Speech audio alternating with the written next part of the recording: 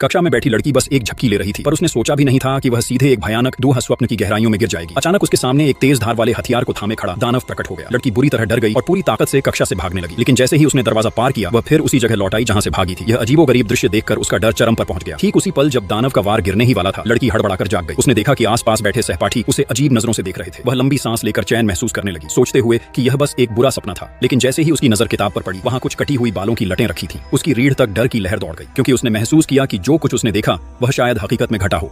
रात ढल आई और भय उसकी परछाई बनकर साथ चलने लगा। लड़की को डर था कि दानव फिर से आ जाएगा, इसलिए उसने अपने प्रेमी को बुला लिया। लेकिन थोड़ी ही देर में कुत्ते की जोरदार भौंक ने सन्नाटे को तोड़ दिया। उसने सोते हुए प्रेमी को जगाना उचित नहीं समझा और खुद ही बाहर देखने चली गई। धीरे धीरे उसने कुत्ते का नाम पुकारा, लेकिन कोई जवाब नहीं मिला। अचानक एक बेचैनी की लहर उसके दिल पर छा गई। वह आंगन की ओर बढ़ी और सामने का दृश्य देखकर उसका खून जम गया। कुत्ता खून के तालाब में पड़ा था और दानव थोड़ी दूरी पर खड़ा घूर रहा था। लड़की चीखते हुए घर की ओर भागी, मगर रहस्यमयी ढंग से दानव एक पल में उसके सामने फिर आ गया। जैसे ही दानव ने अपना पंजा उसकी ओर बढ़ाया, लड़की फिर से जाग गई। उसने देखा कि प्रेमी उसके बगल में गहरी नींद में सो रहा है। इस बार वह थोड़ी शांत थी, चेहरे पर पानी छिड़का और आराम से सोने की सोची। पर तभी उसका प्रेमी अचानक हड़बड़ाकर उसका नाम पुकारने लगा, जैसे उसे जगाने की कोशिश कर रहा हो। लेकिन लड़की मानो किसी अदृश्य ताकत के वश में थी।